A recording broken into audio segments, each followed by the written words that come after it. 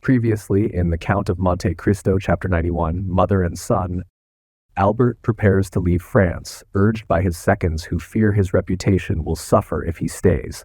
He avoids his father and visits his mother, Mercedes, who is also preparing to leave. Initially, Albert plans to leave alone, but a letter from the Count asks him to take care of his mother. The Count provides 150 francs for their journey, money he had once hidden in Marseille. Mercedes decides to accept the money and live in a convent seeking peace.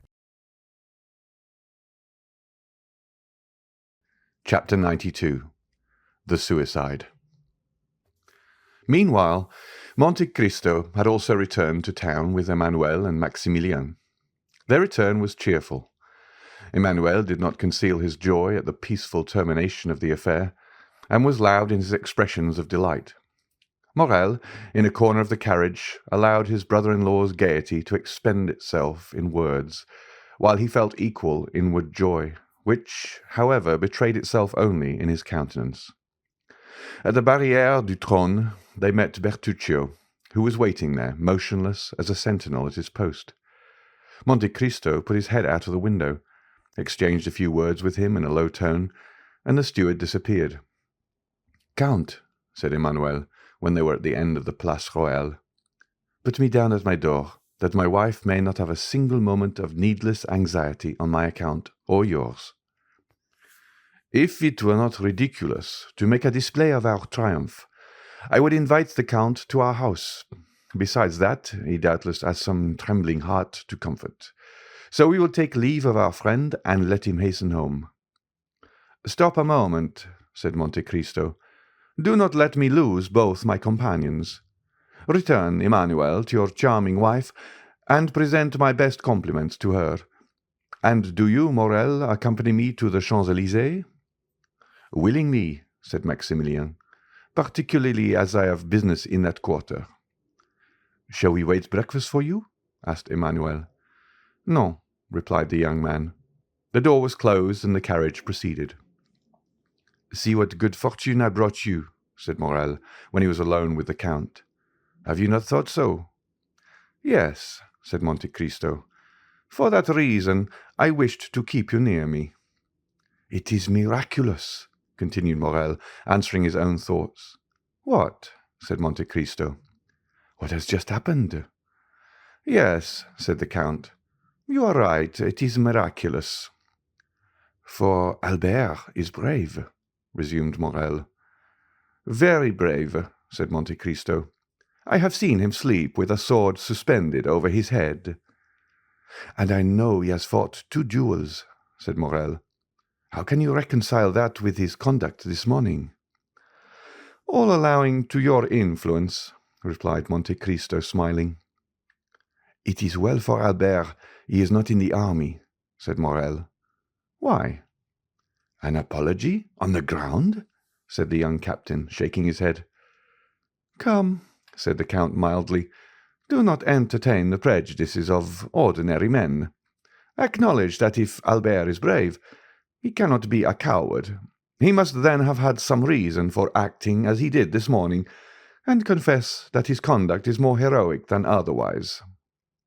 "Doubtless, doubtless," said Morrel, "but I shall say like the Spaniard, he has not been so brave today as he was yesterday." "You will breakfast with me, will you not, Morrel?" said the Count, to turn the conversation.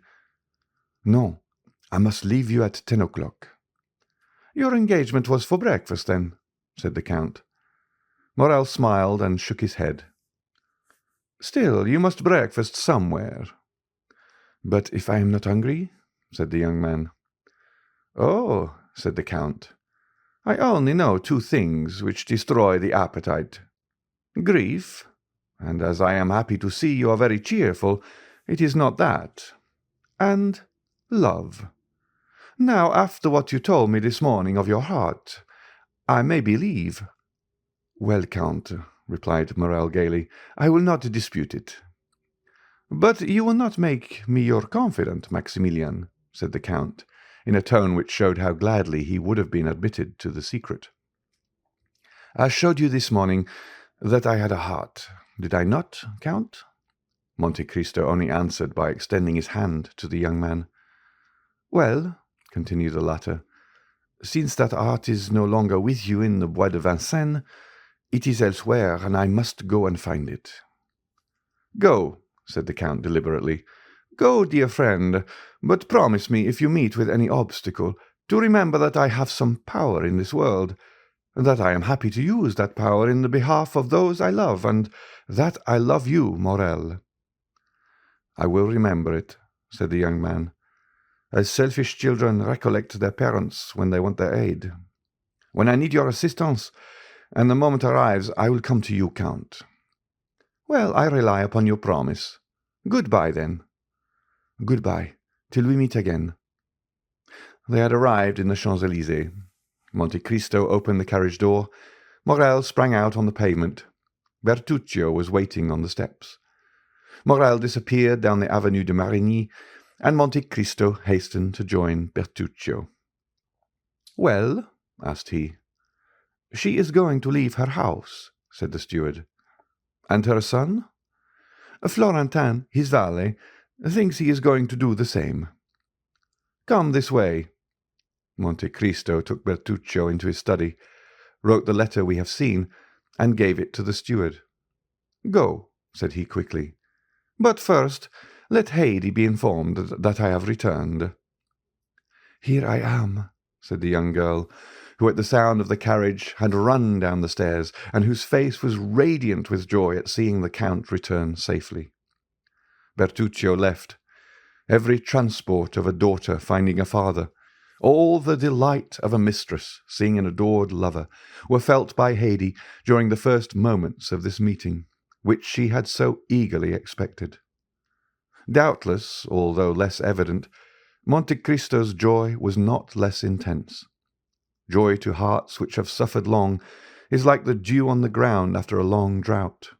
Both the heart and the ground absorb that beneficent moisture falling on them, and nothing is outwardly apparent. Monte Cristo was beginning to think, what he had not for a long time dared to believe, that there were two Mercédès in the world, and he might yet be happy. His eye, elate with happiness, was reading eagerly the tearful gaze of Haydée, when suddenly the door opened. The Count knit his brow.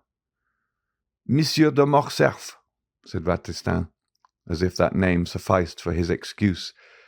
In fact, the Count's face brightened.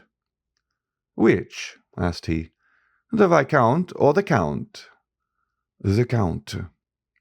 "Oh," exclaimed Haydée, "is it not yet over?" "I know not if it is finished, my beloved child," said Monte Cristo, taking the young girl's hands. "But I do know you have nothing more to fear." "But it is wretched." "That man cannot injure me, Haydée," said Monte Cristo. "It was his son alone that there was cause to fear." "And what I have suffered," said the young girl, "you shall never know, my lord." Monte Cristo smiled.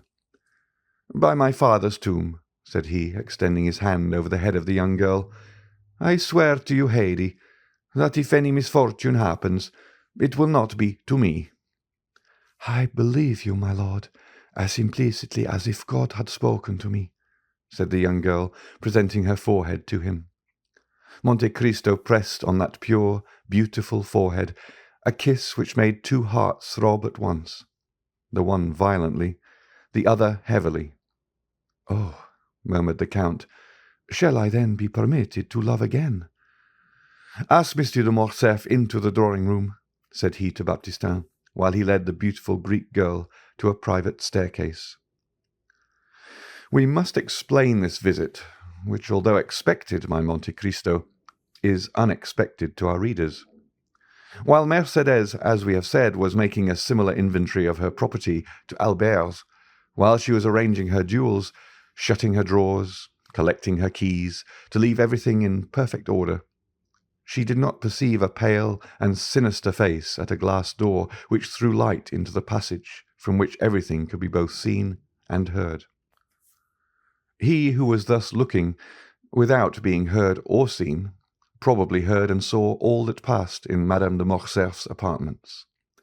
From that glass door, The pale-faced man went to the Count's bedroom and raised with a constricted hand the curtain of a window overlooking the courtyard. He remained there 10 minutes, motionless and dumb, listening to the beating of his own heart. For him, those 10 minutes were very long. It was then Albert, returning from his meeting with the Count, perceived his father watching for his arrival behind a curtain, and turned aside. The Count's eyes expanded. He knew Albert had insulted the Count dreadfully, and that in every country in the world such an insult would lead to a deadly duel. Albert returned safely. Then the Count was revenged.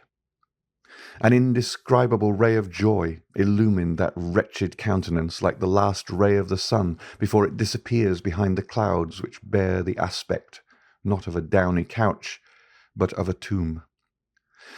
But as we have said, he waited in vain for his son to come to his apartment with the account of his triumph.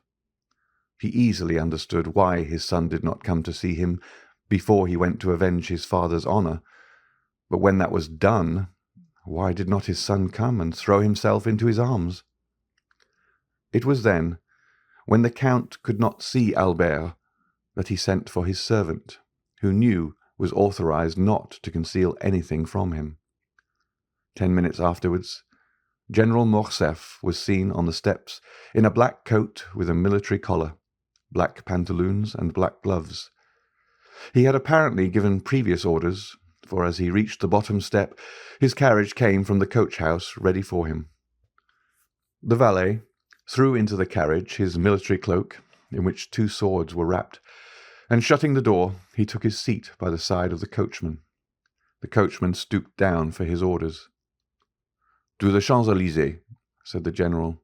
"The Count of Monte Cristo's. Hurry!" The horses bounded beneath the whip, and in 5 minutes they stopped before the Count's door. Monsieur de Morcerf opened the door himself, and as the carriage rolled away, he passed up the walk, rang, and entered the open door with his servant. A moment afterwards, Baptistin announced the Count of Morcerf to Monte Cristo, and the latter, leading Haydée aside, ordered that Morcerf be asked into the drawing-room. The general was pacing the room the 3rd time when, in turning, he perceived Monte Cristo at the door. "Ah, it is Monsieur de Morcerf," said Monte Cristo quietly. "I thought I had not heard aright." "Yes, it is I," said the Count, whom a frightful contraction of the lips prevented from articulating freely.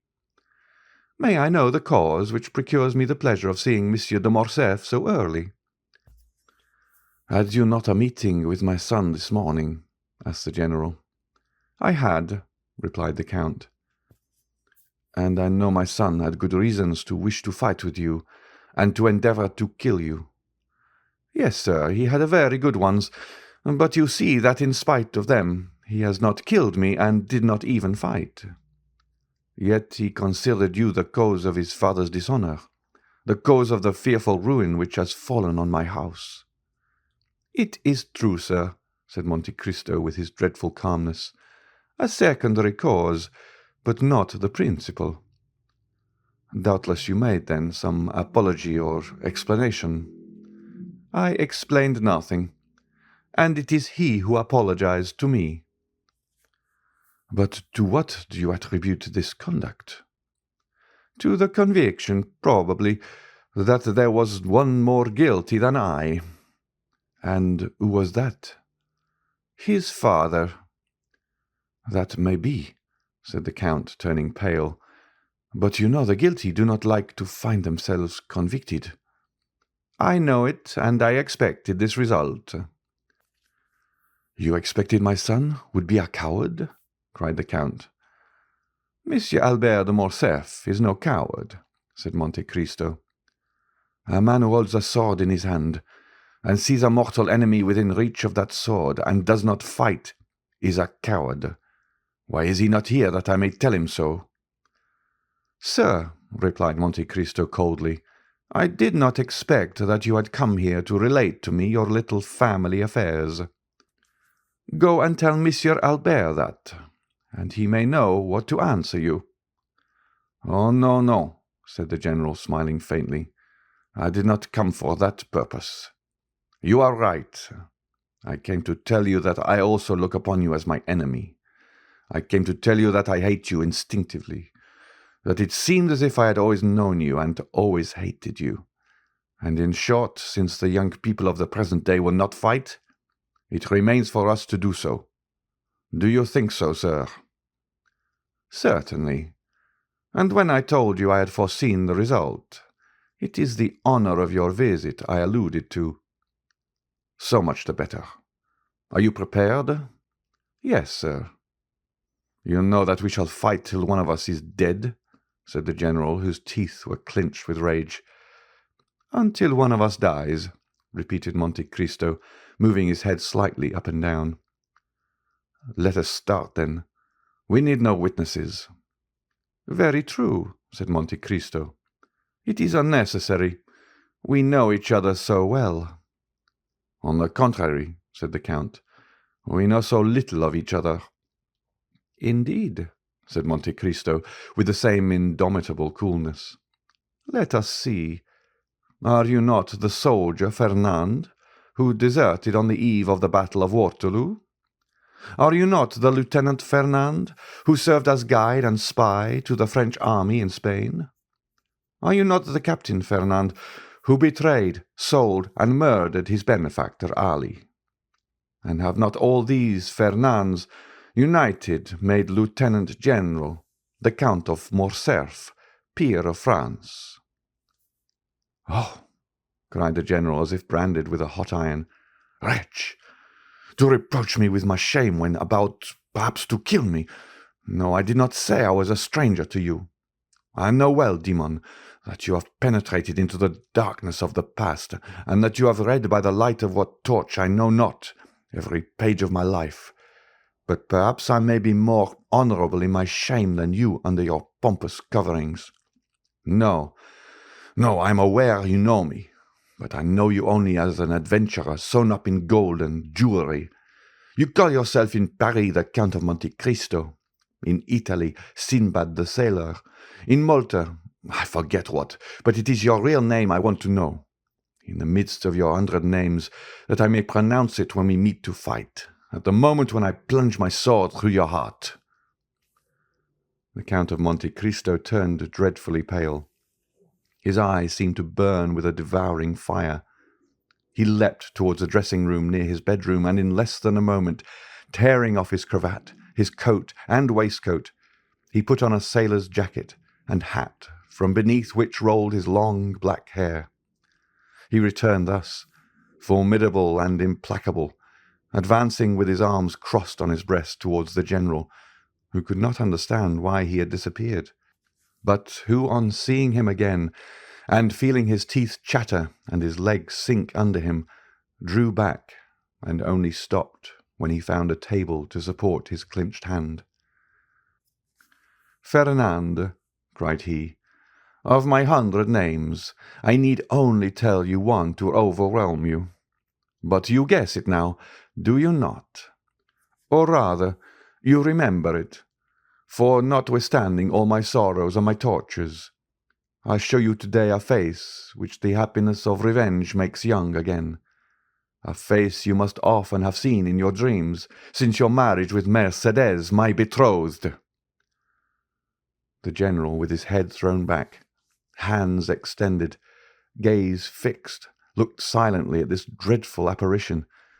Then, seeking the wall to support him, he glided along close to it until he reached the door, through which he went out backwards, uttering this single, mournful, lamentable, distressing cry, "Edmond Dantes!"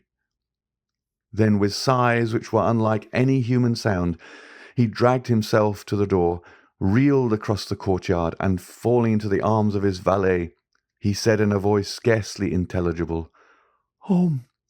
Home!"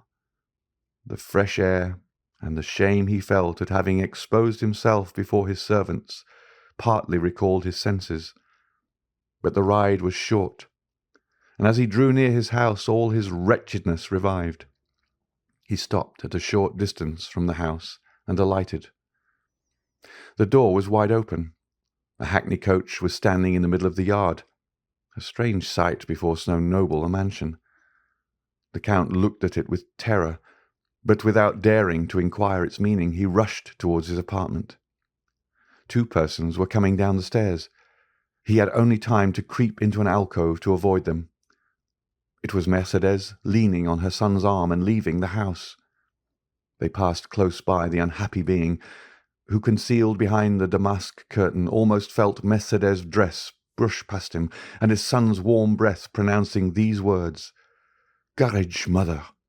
Come, this is no longer our home." The words died away. The steps were lost in the distance. The general drew himself up, clinging to the curtain. He uttered the most dreadful sob which ever escaped from the bosom of a father abandoned at the same time by his wife and son. He soon heard the clatter of the iron step of the hackney coach, then the coachman's voice, and then the rolling of the heavy vehicle shook the windows. He darted to his bedroom to see once more all he had loved in the world, but the hackney coach drove on, and the head of neither Mercédès nor her son appeared at the window to take a last look at the house or the deserted father and husband. And at the very moment when the wheels of that coach crossed the gateway, a report was heard, and a thick smoke escaped through one of the panes of the window which was broken by the explosion. End of chapter 92.